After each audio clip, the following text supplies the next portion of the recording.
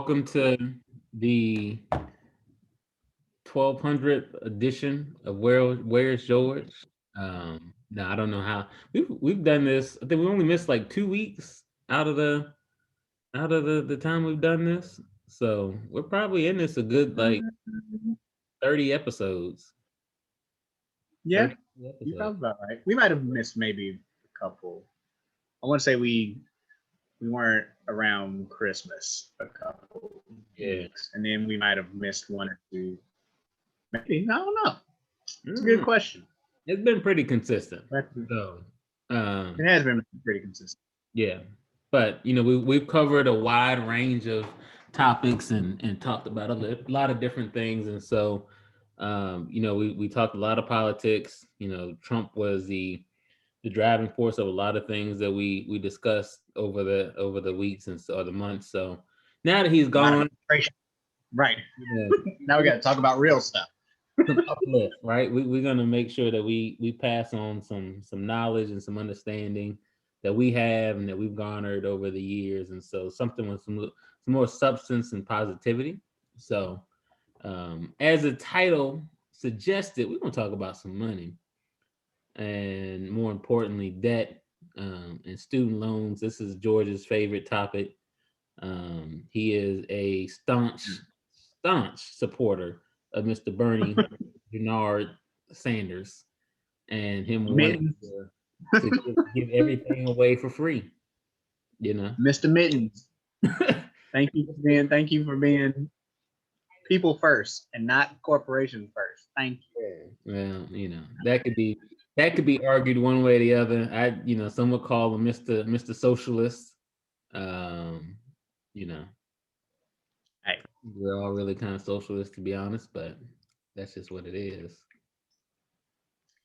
if you really take the time to listen and to understand where he's coming from, I believe he would be supported by Republican and Democrat and Independent, all alike.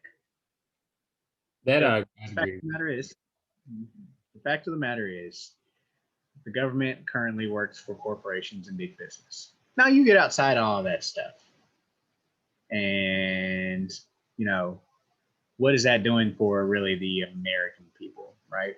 Like Yeah. because we all fuss and they do a great job of pitting us one another when it comes down to it. And I think Bernie had the most people centric platform.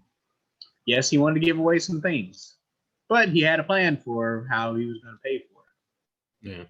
And there were some things that we shouldn't be spending so much money on, and there's things that we should be spending more money on. I think education you should spend more money on. I think you should. I think the only way student loan debt is going to really go down is with assistance. Inflation and you cannot deny inflation has played a big part in this.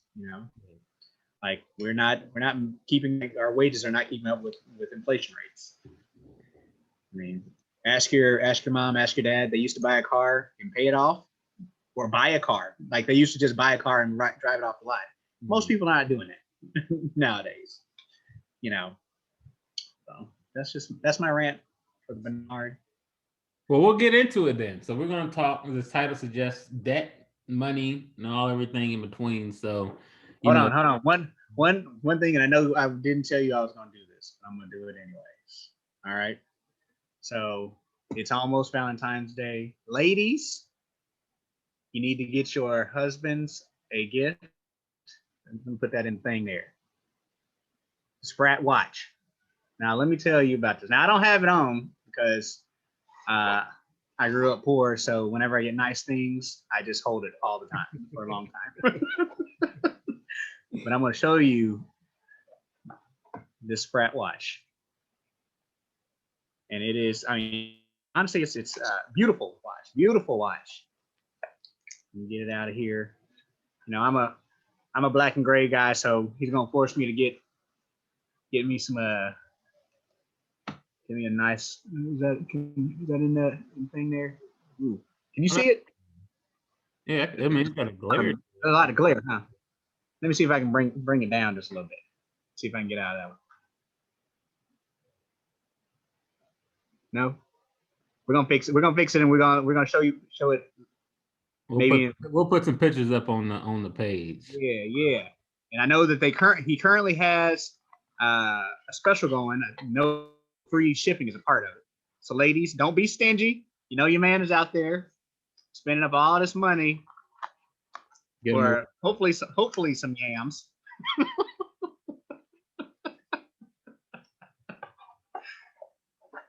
Yeah.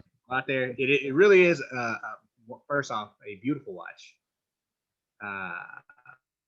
And everything. I mean, it's too nice for me. Let's put it like that.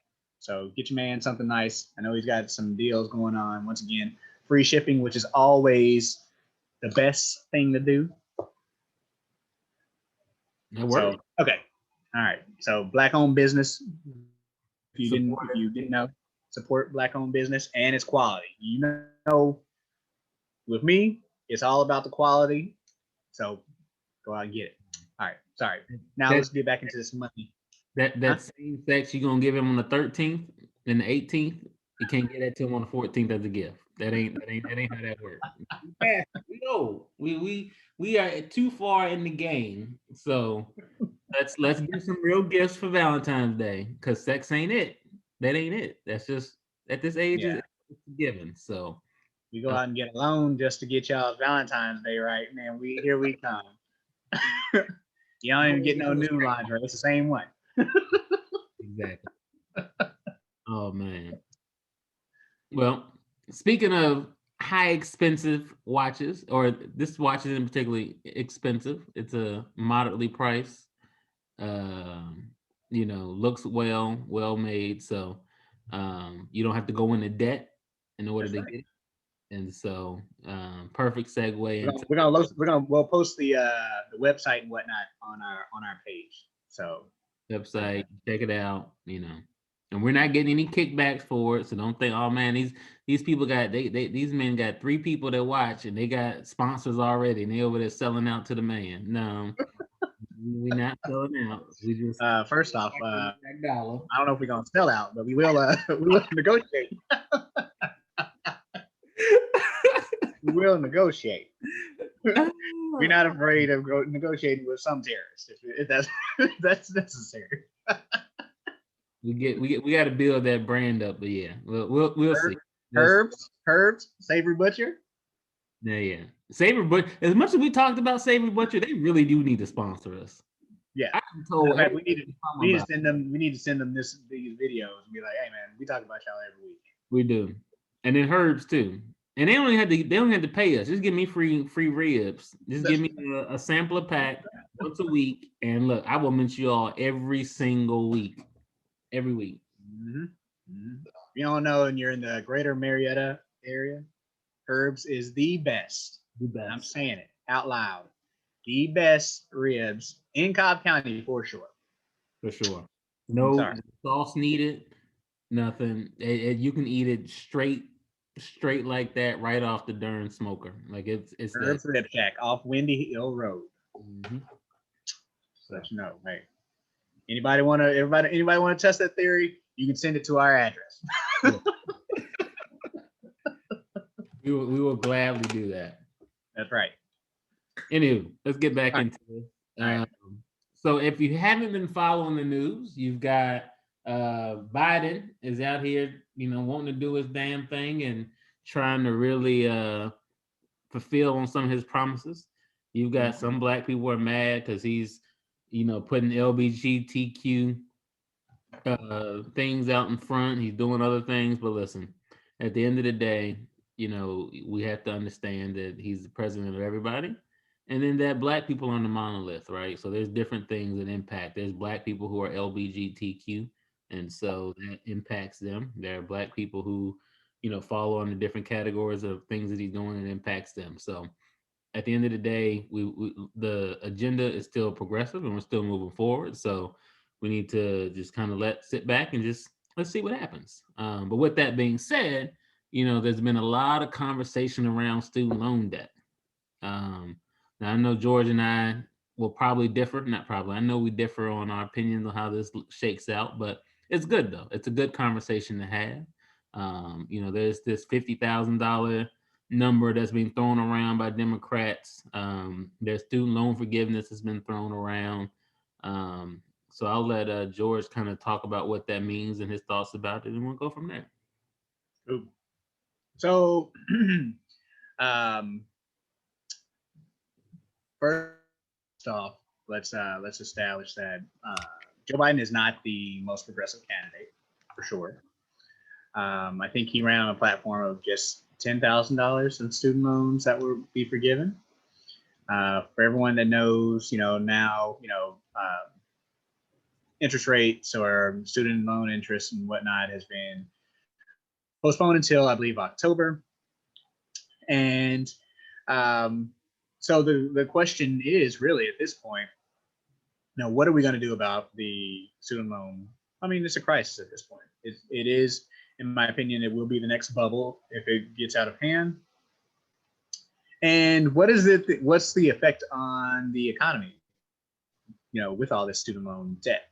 And that's really what it comes down to, right? For a lot of people, it's going to be a hard, tough pill to swallow.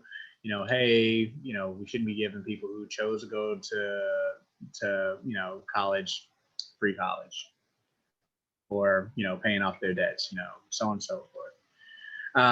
But I guess the question is, what's the greater good at this point in time? Is it clearing up some student loan debt so that we have an even more robust economy, because you have people now who don't have to allocate so many funds to literally a bucket that will just go to the government, or free up some of that money for people to go and buy homes, buy cars, be consumers, just like everyone else,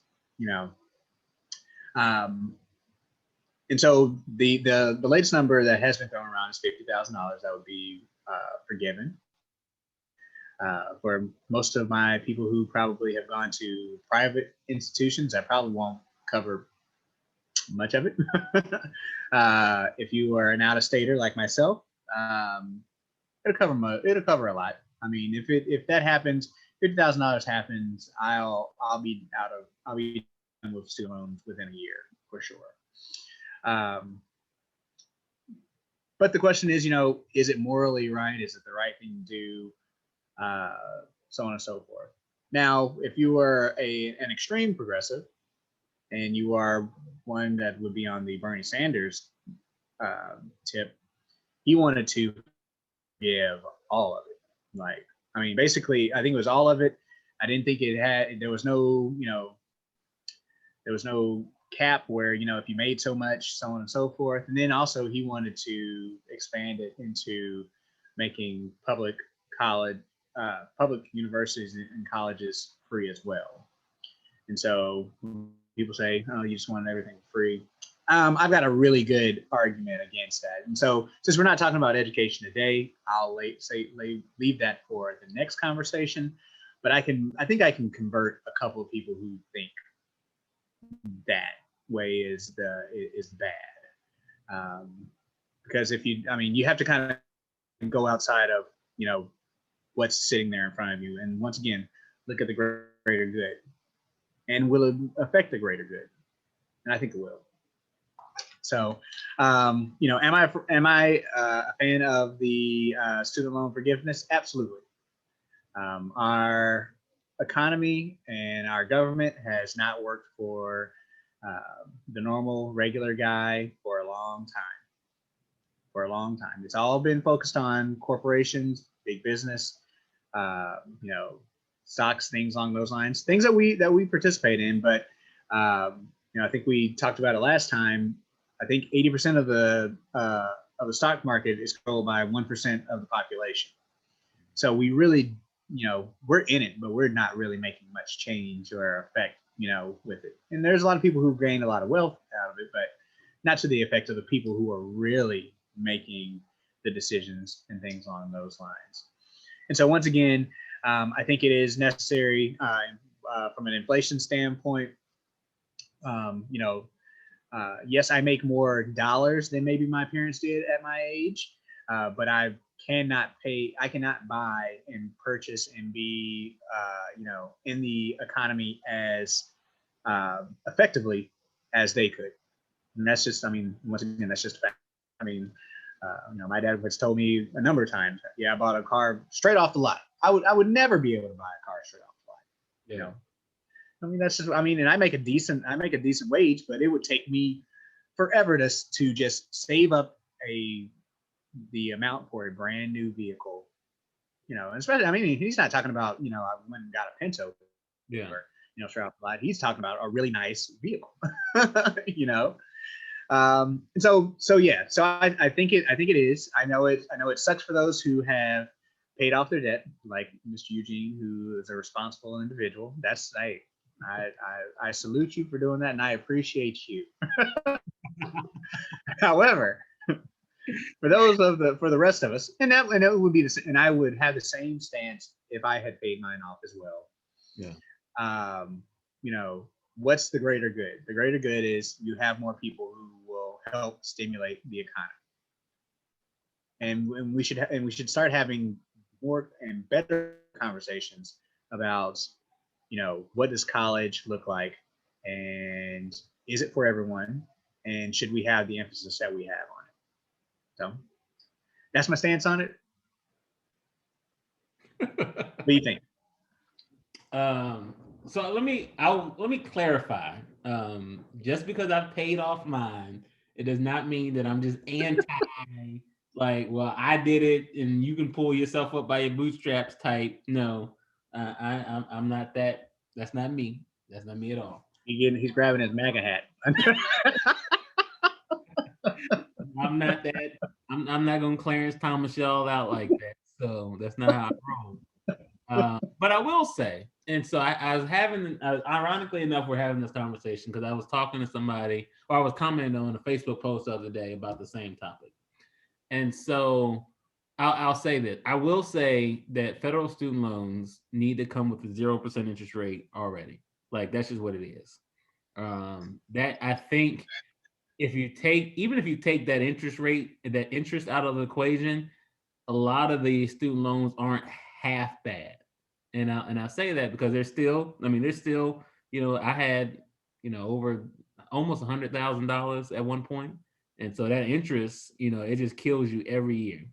And so while they were at one point allowing you to claim the interest as a deduction, but now they don't anymore, I think. I think they lowered it or something along those lines. I think you can. You still can do it? Okay. They just lowered the amount. But yeah, I think you get rid of interest. I think that'll help out a lot.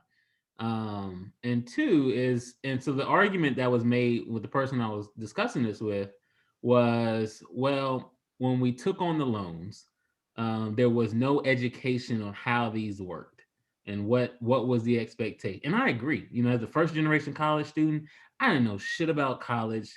I didn't know shit about the financing of college.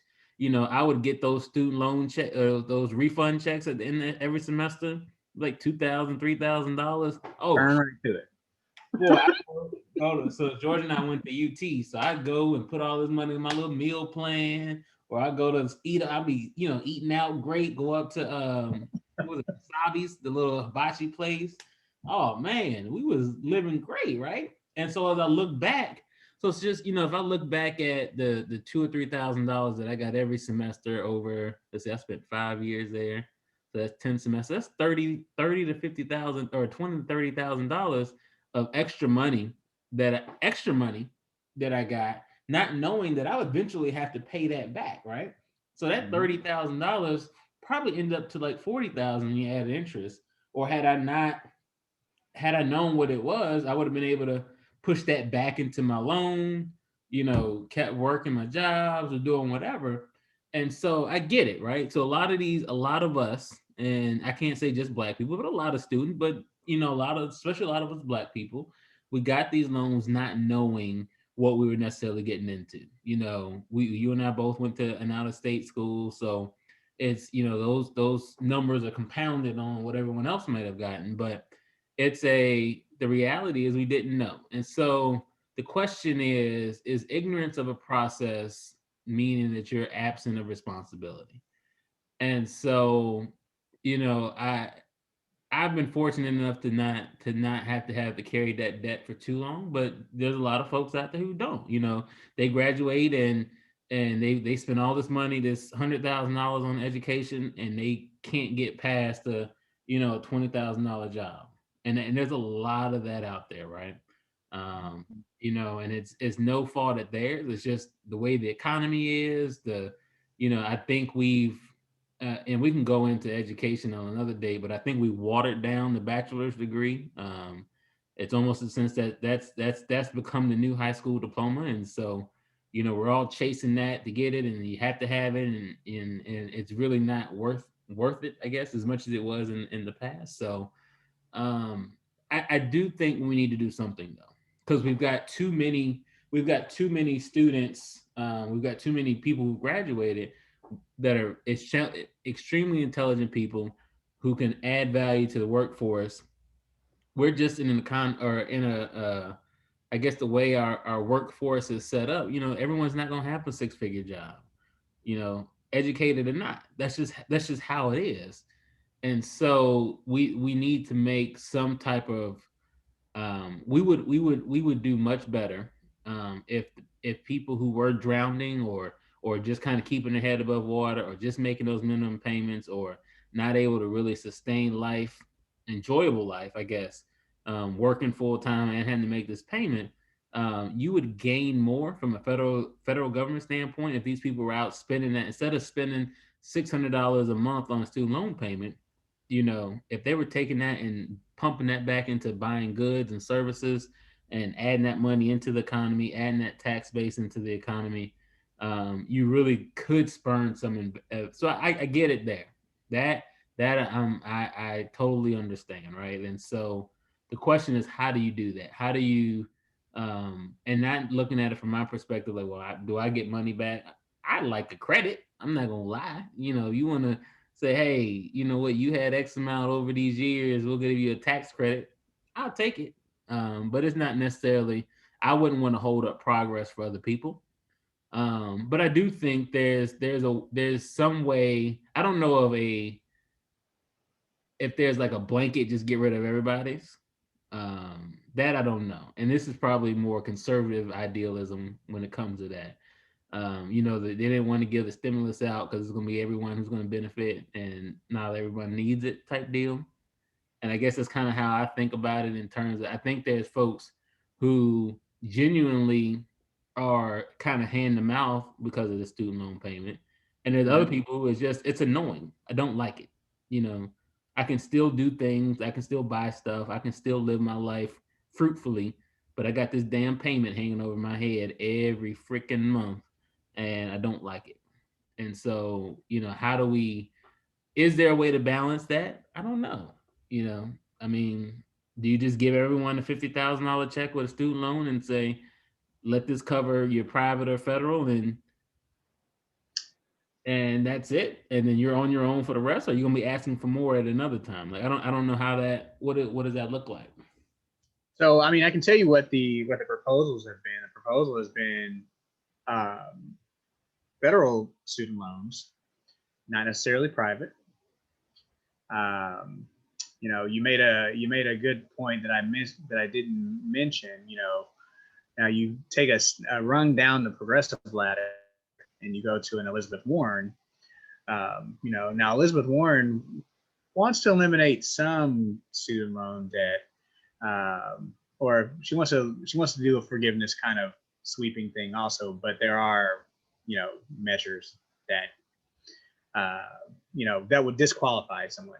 You can't be making over $50,000 a year and then ask for student loan debt, or your combined whatever household number, and you can't do it, right? And so I don't know that I'm for a $50,000 just random check coming out to everyone to pay off their student loans if they got a $50,000 check. Say again? You think people will pay their student loans if they got a $50,000 check? No. Why? Yeah. Why? You know what I mean? Well, because here's the thing. And so, there was a time that I was not paying my student loans. And the reason being was it wasn't turning my lights off. It wasn't turning my water off. I mean, I didn't make enough money really when it came down to it. I was able to pay my bills and I had a little bit of money to eat and, and I put a little away just in case something broke or something along those lines. So it wasn't necessarily me just being neglectful. It was just, hey, of all the bills that I have to pay in order to live, this one's not going to affect me that much. I've never had a car note. I've always just saved my money and bought a car. And that being said, I've never had a brand new car. So just the way I grew up, it was a little bit different in the way of thinking. It was, if you had the money, then you should be able to buy it. If you don't have the money, then you shouldn't buy it. That's so credit was still a new thing even for me. When I was coming through college and whatnot. So, never been in really any bad credit situation besides, student loans really when it comes down to it. So, my whole concern and issue, and I think it's student loans are just a branch on this tree that we have to figure out, right?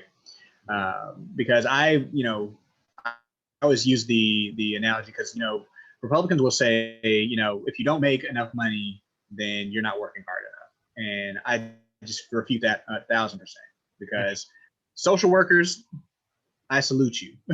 You work harder and you have the most stressful, crazy job and we pay you shit. I just don't understand why. Like, I honestly don't understand why people do it. Because it's like you all are honestly doing the definition of what I would call God's work. And we treat you and we pay you as if you are, I don't know, just nothing really when it comes down to it. And and those people, those social workers, don't make a lot of money, but they may have taken up a lot of debt going to school because you have to have a degree to become a social worker. That was their calling. That's their thing. Mm-hmm.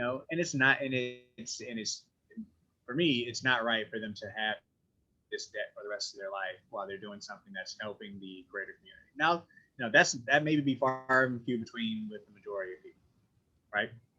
So I'll attest to that.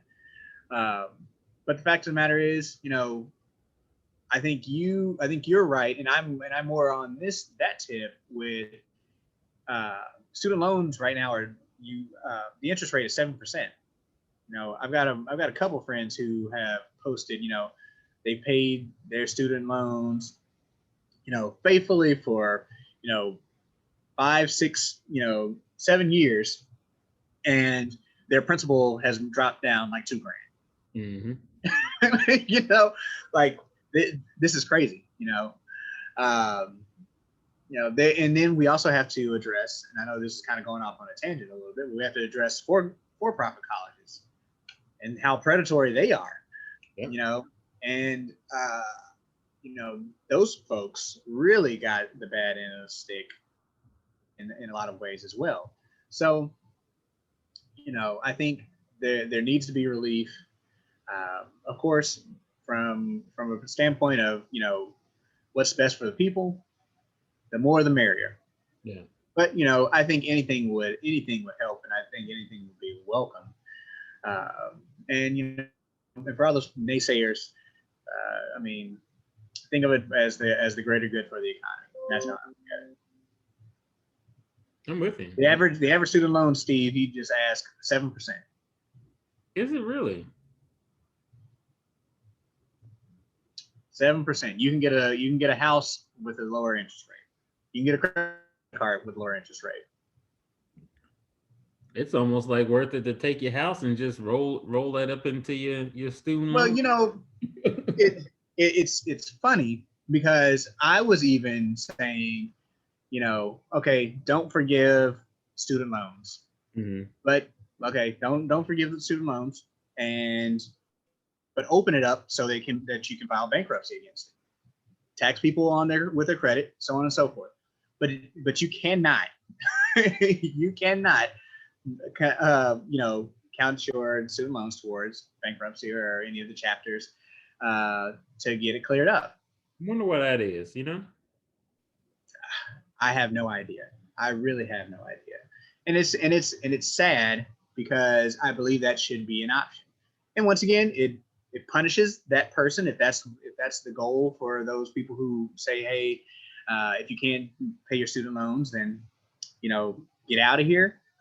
Okay, well now you're locked up for how many years to pay off whatever settlement that you negotiated with your bankruptcy.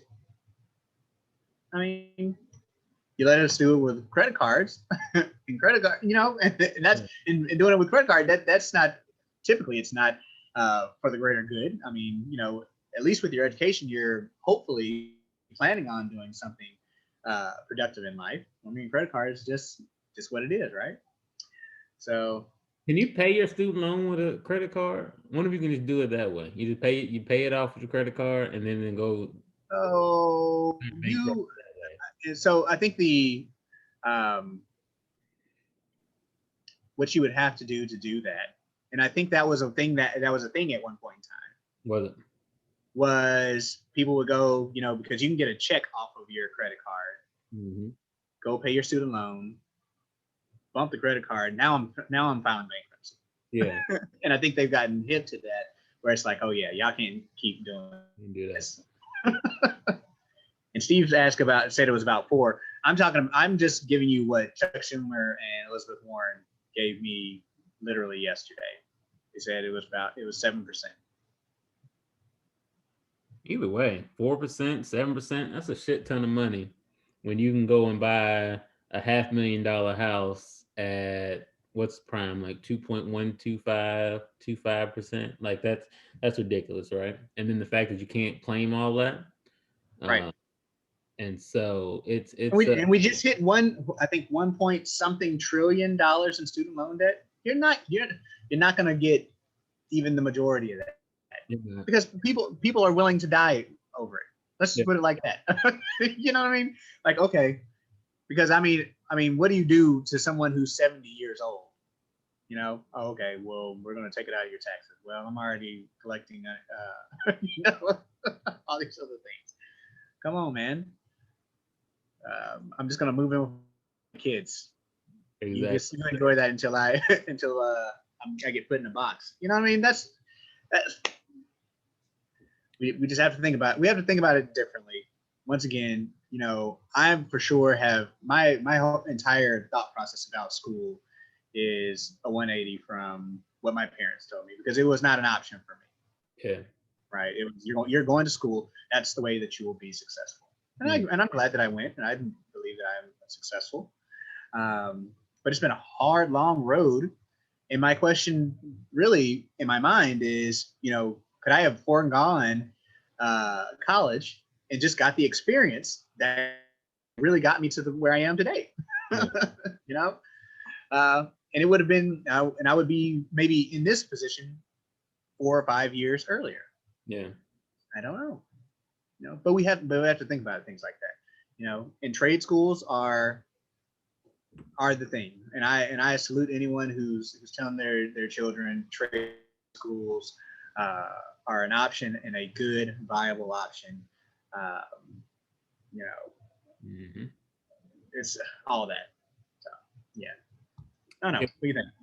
We've got to revamp how we look at education in that sense, right? So the problem is we are overeducated, I think, in a lot of areas. So that's where your trade schools come in, and not to. I think we as Black people, minorities, we've always held higher education as that bar, right? It's been home ownership and higher education. You get a college degree, you buy a house. Like, that is the epitome of Black excellence. However, during that, we have created this stigma around blue collar work. And we've made it seem that, like, blue collar workers are a thing of I don't know, beneath us in a sense. And so we find ourselves overeducating ourselves, spending more on education than we should, only to have to end up with a blue collar job because that's what's out there. And so, it begs the question, is it are we shooting ourselves in the foot as minorities as pushing that narrative? There's if I could do if I could go back in time, I wouldn't want to change my college experience because I think I learned a lot, and I don't know if I would be where I'm at now had it not been for that. But purely financial speaking, had I known, and even if there was an option, I probably would have went to a 2-year college first, knocked out all my prerequisites, all the different things, and I learned some of that stuff semi early on in school. So I went to Pellissippi during the summers, and took some of those other classes at a much cheaper rate. So that was a good thing that I caught that on semi while I was in school. But had I taken that time and done those things beforehand, I wouldn't have spent, I wouldn't have failed out my first semester and a half, sitting out there trying to hang out and party and drink and smoke and do everything I did, starting college off. I would have been in an environment where and um, you know 2-year schools. You don't have dorms. You go back home. You staying with your parents. Like it's just a different environment, right? And so I would have been able to focus and kind of get that foundation. It would have been a nice, easy transition from high school to college. Because quite frankly, that's what really messes people up. I know it's messing me up. Like I went from every day kind of coming home to my parents and living life at home to I am now 600 miles away. I have access to drugs and alcohol and women and freedom, and I don't have to answer to anybody. That is a hard transition to make, from one to the other. And so, um, you know, I can't be more thankful and blessed that I was able to take that L that I got that first semester and that second semester and turn that into something better. But there's a lot of students who don't. I got friends that I started at UT with that they never made it. They couldn't get out that slump, and so we've got to better transition our students into that lifestyle, that may include that 2 year. And then what if I didn't have to pay for that 2 years? So now, all right, bet you give me my first 2 years free in terms of that education piece. Let me get the basics. Let me get the foundations. Let me use that community college to figure out what the fuck I want to do. Instead of sitting there exploring and changing my major every other class, um, allow me to explore that and then go off into a 4-year school and finish it up and get that degree. Let those credits transfer. Maybe I'm more educated on student loans at that point. Maybe we offer some, in there's a lot of schools or a lot of states that have in-state tuition that are free at public schools, funded by the lottery. I come from a state that wasn't a part of that.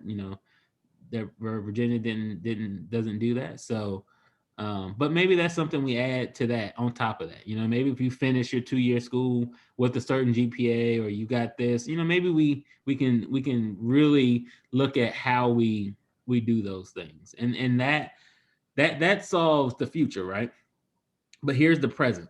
And so you and I's generation will be the first generation to really set the tone of what it's like to be 60, 70, trying to retire, but we're sitting on a mountain of debt. We have to take out debt to do everything. Everything you can imagine comes with a credit card, comes with an offer, comes with a payment plan, comes with a buy now, pay later scheme. And so, you know, debt is one hell of a drug, right? And it can be the best tool. And as you can see it in the case of 45, he used debt to his benefit all day long. He used that stuff to keep him from paying taxes, to write off any that's how, if you know how to use it, it is they say the pen is mightier than the sword in certain aspects. That debt can be very useful if you can use it, and you know its powers, and you're able to kind of harness that, right? And so, um, with that being said, it's how do you manage debt? How do you know what's good debt, what's bad debt, and going forward with that? So I don't know. Before we go too far in there, what do you think? Managing good and bad debt. Yeah, just carrying debt, what that looks like. Like, how do you? Well, I will admit I am the worst person to ask about this question. All right. And I will qualify it by telling you about my parents. Both my parents are older boomers, and their parents were, silent generation and greatest generation folks that, so when I grew up, and I've talked about how country I am, um, it was all about you saving your money to get the things that you want. If you didn't have the money to pay and buy it, then you shouldn't be buying it. You shouldn't be paying for it. Things on those lines. And so it was very tough for me when I had my first credit card. I didn't really get into any trouble. No overdraft things, because that even those learnings and teachings uh, were ingrained with me also to understand, you have to pay back what you owe people. So, it is a crazy drug. And so there were some times when, hey, I would, maybe my credit card was a little bit more than it should be because, I'll take a couple days to pay it off, and then I don't pay it off. And then, oh, well, yeah, such and such paid me back, but maybe I can use it for something different, which wasn't helping me grow additional money. It was just me going out and just spending and things along those lines. And so, it has taken me a long time, and I ask questions even to this day about different things in debt, and because I probably am further behind for someone in my age really to know about it. Once again, I've never been in trouble when it came down to it, but just how to use it effectively, right? And good, savvy business people use debt effectively. You use it to essentially buy assets that will multiply faster than what you're going to owe back in interest. So, if you have a really good instinctual knowledge when it comes down to it of debt and how to use it effectively, then it's a great thing. But I think those people are far and few between, because I think most people just see it as, hey, it gets paid and I got to go and pay it off. Well, question to those people that need to be asked is, hey, at what point in time does interest come along? Because basically interest is just free money for the bank, really, when it comes down to it, right? And so that's the bad debt that you don't need. We don't really need credit cards. And I will say that I currently am using credit cards for purchases, but I pay all my stuff off. And I just do that because I want points. I mean, that's literally what it is, But you can't tell that to a college student or an 18-year-old that's, once again, has all this freedom, no real sense of responsibility now because no one's holding them accountable like your parents or coaches or mentors that in the community. If you go away and you get in trouble, and so the if it's a good thing, or if there's a silver lining, for those types of bad debt, they give you an out with bankruptcy. Yeah, your credit's messed up, you can't buy certain things over a certain period of time. Yeah, great. But for student loans, if we're going full circle, there's no option for that. It's just something that you have, and it's on your credit for until the day you die, literally until the day you die. And it continues to gain interest, over and over and over and over again until you have literally died. Even with a credit card, if they see that you're not going to pay it, they'll stop it. Yeah, they'll just cut it off. So So there is such thing as good credit, and there is such thing as bad credit. And so I would say education is key. There's been a lot of talk about kids and credit, and when I was growing up, it was there was a running joke, especially with Black folks, kids having electricity bills and water bills on their in their names, and so their credit would be jacked up by the time they're grown. Mm-hmm. But at least now, the conversation that we're having now is, hey, put your kid as an authorized user on your credit card, and that jumpstarts their credit. Mm-hmm. Because a little known fact is no credit is worse than bad credit, and that's a wacky way of thinking about it, but it's kind of true when it really comes down to it.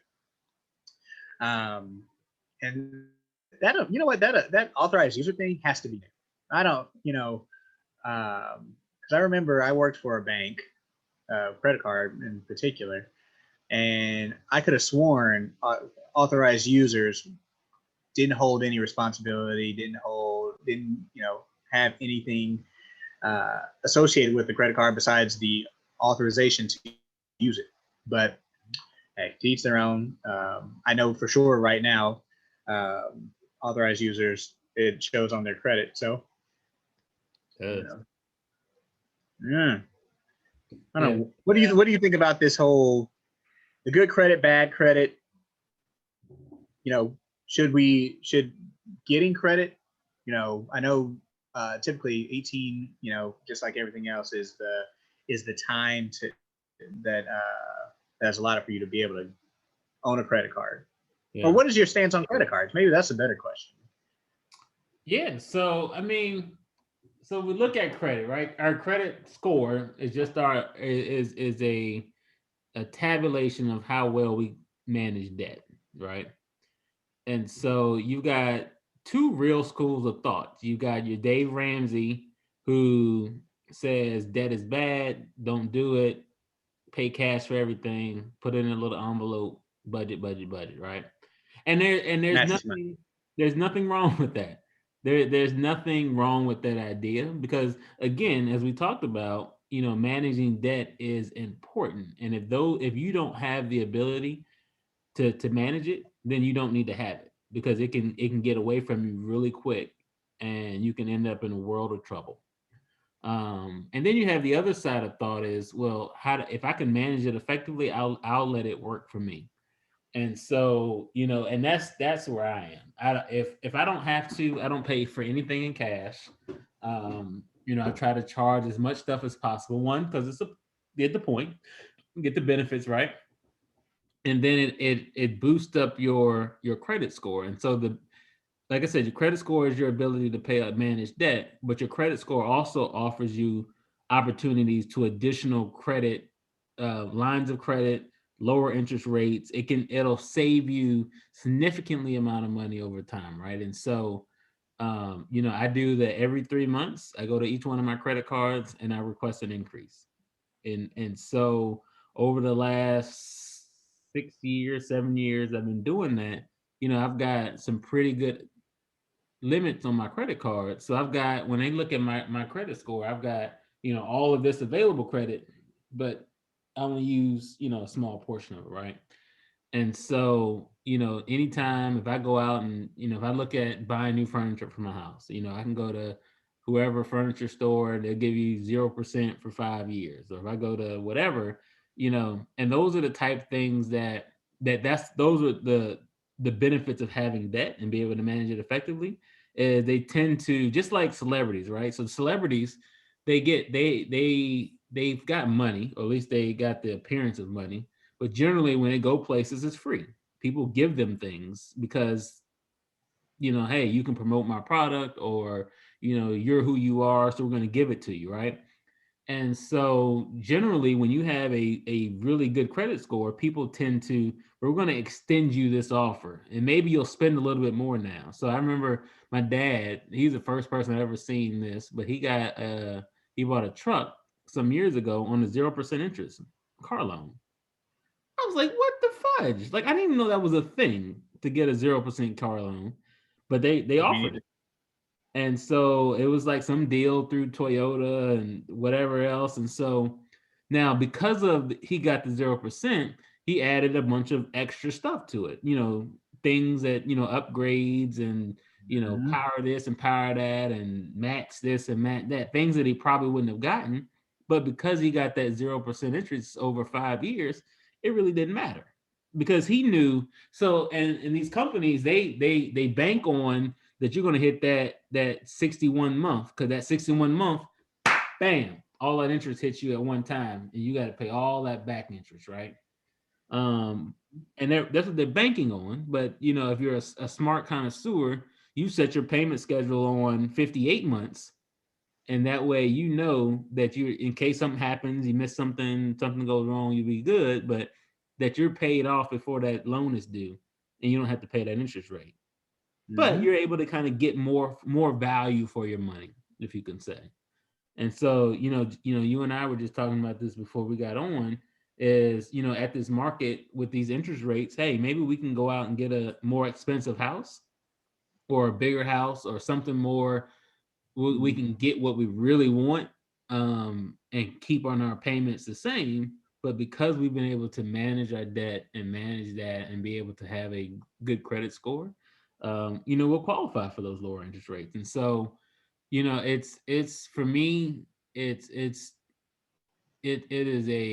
an art form to be able to have the I guess I call it, I don't know, maybe control or self-control over what you got, and being able to, for me it's like I guess it's like a personal thing. Like I just hate having that like kind of looming over me.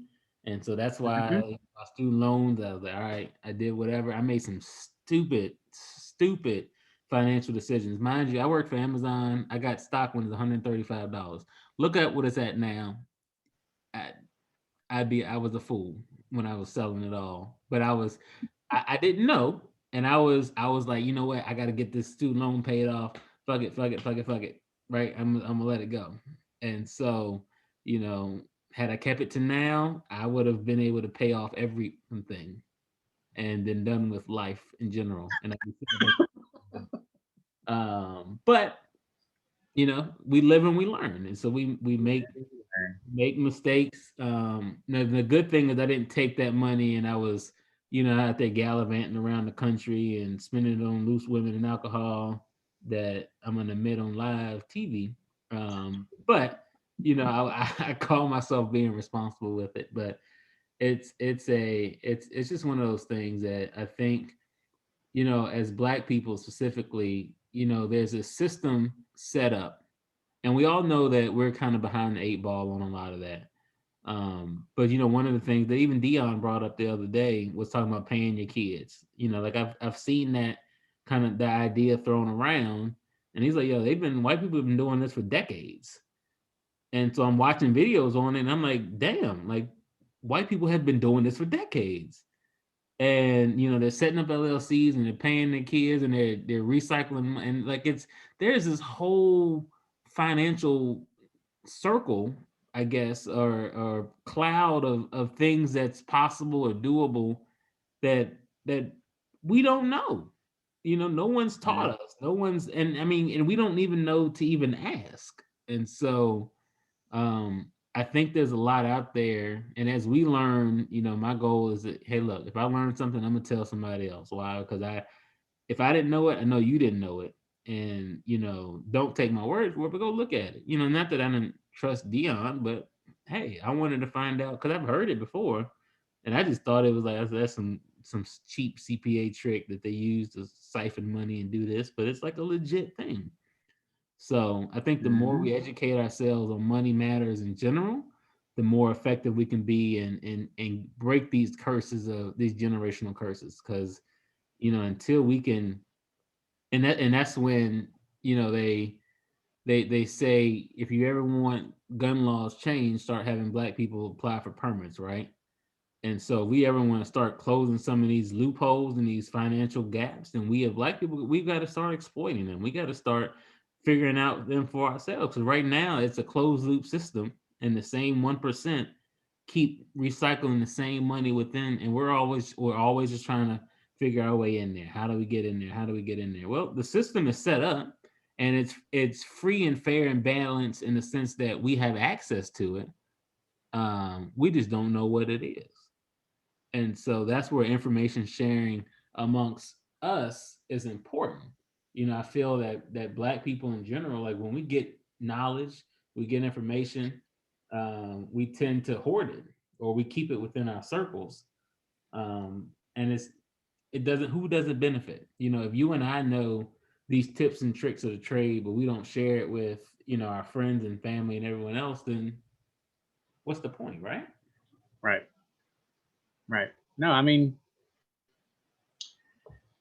that's a whole nother subject for a whole nother time, the way we treat one another when we're just trying to all make the same dollar or make a similar dollar.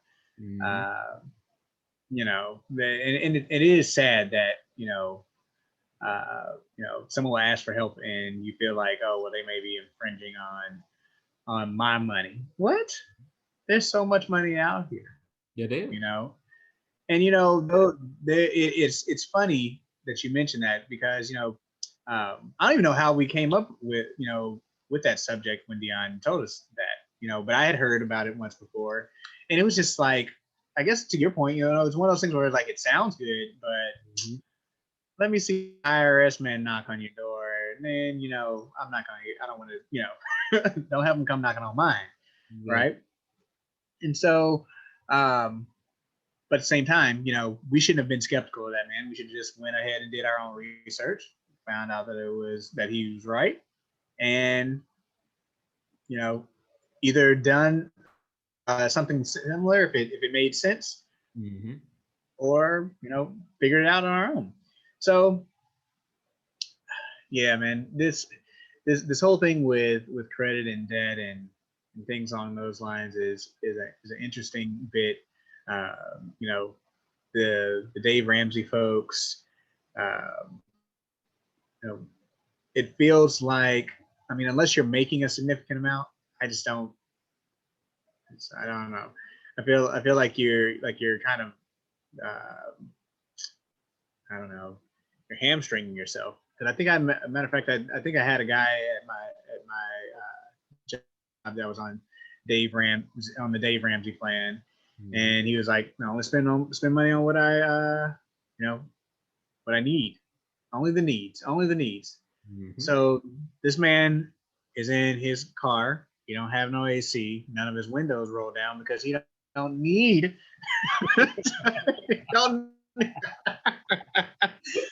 We're over there sweating, just dying because it's not a necessity. It's just a want. It's like, all right, hey, more power to you, but I'm not about to be in the sweat box with you, And so, that's not anything against Dave Ramsey folks, because once again, that's the way I grew up. Bump credit. You put credit on a house, you put credit on a car if you need it, only if you need it. And so, I've been lucky enough to not ever need the car. And, when I went to buy my house, I was in a good enough space to do that. It was good enough space to help with a second. So, this is a good conversation. We should have more conversations about debt and how it affects and how we can use it. And we need to really expand more into how we can use it effectively. Yeah. Because I don't think people understand that. And once again, the student loan thing, really, once again, take the student's portion out of it and look at it from an economical standpoint. It's really the best thing to do. Forgive it is really the best thing to do. Now, I mean, even as liberal as I am, I still am concerned about our debt. And I would like to know, understand the plan to attempt to bring that to pay it back. But I think, the amount of additional tax dollars that would come from it may be able to cover some of that gap. And if you haven't heard the speech from Chuck Schumer and I think Elizabeth Warren and all those guys were kind of talking about it just yesterday, the wealth disparity between white and black folks in student loan debt is tremendous. Where I think it's some weird,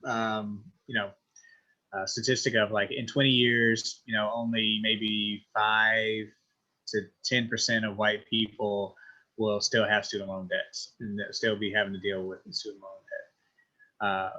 With that same time period, 20% some odd, for black people, it's 95% or 90 some odd percent. And it's that in itself is crazy. For all those people who want reparations and who are fussing about reparations, that is how you start. You start with education, and you go from there.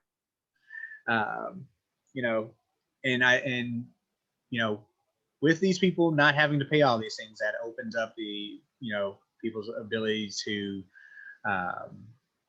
open businesses. Once again, buy homes. Be consumers. Be effective consumers. We talked about velocity of money on here a number of times, where I think people under $40,000 typically spend about 100% of their revenue or their income, opposed to when you get in those higher brackets, it's not that percentage of their income, because people start saving and stockpiling and things along those lines. So we just got to think about it differently. Yeah, it's an interesting topic, and so yeah, I think we can definitely kind of unpack it a little bit more next go around. Maybe throw out some other different financial things. So it's just there's just so much that we don't know and that we aren't exposed to, and so the more we can talk about it, it I know for me, having these conversations, it forces me to go out and learn a little bit more things that I maybe not as well versed on, get out there and read some more and kind of get a better understanding for myself. And so, it's a, I don't know, it's good to have and kind of share it. So, if you're out there listening, watching, whatever, these are all saved. So come back, share it, post it on another page, really trying to drive up some conversation so that we're able to we learn by things that we don't know, right? So just like Dion, we talked about, these are things that we didn't know, so I'm gonna go and try to figure it out. We've been talking about in our group, talking about options. I still don't understand it, but I watched a shit ton of YouTube videos this week and I at least know what the words mean. Right. But I ain't there yet, but I'm getting there. So it's just the more that we're able to expose ourselves to different conversations, expose ourselves to different things, we're able to really kind of understand how things work. And so I don't know, it gives us an opportunity to really expand our knowledge base. So like, share, send it out, have us, if you got a certain topic you want to talk about, want to hear us talk about, let us know so we can really kind of get out there and see what's going on. Yeah. So, anything else, George? I think we're about at that time. No, I think it was a good conversation. Go out there, write to your local Chuck Schumer, and tell him, hey, 50. 50. If that's what if that's the most that you're gonna get out of him, give me that 50. I don't know if Shay was watching, so she probably wouldn't have done it. But I went and got my own. Oh, you see that? What's the name? Watch. Sparks watch. What's his name? Sprat watch. Okay. You got me a Sprat watch. So everyone go out there, get your Sprat watch. I guess I can be highfalutin one of these days. I can get fancy. Bam! That's right. So Anywho, support Black dollars, recycle black dollars. Don't forget, because I think we talked about it. Our first time out was like it takes like a couple seconds for the dollar to get in and out of the black community. Yeah, the black dollar is in the black community for less than a TV show. Yeah. Less than a YouTube channel. That's crazy. So yeah. Take time, recycle the black dollar, make an effort to go out there and spend money. I know you have bad experiences with Black-owned businesses. I have bad experiences with Black-owned businesses, but doesn't mean give up on them. Right. If you're getting your house painted, try to use a Black-owned painter because there's plenty of people there. Even if he's a dark Hispanic.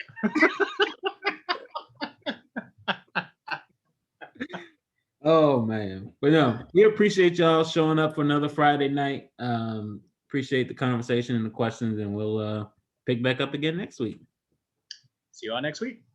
All right, let's close this out. We're still live. I don't know how to get to it to close it out. This is really awkward. But now it's like not necessarily where's George, but how do we get George away? Appreciate the conversation and the questions, and we'll pick back up again next week. How do I see you all next week? Get out. All right. Let's close this out. This is really awkward, George. Like it's still going. We're still live. I don't know how to get to it. Close it out. They just leave. And I was like, where's George? I don't know how to stop.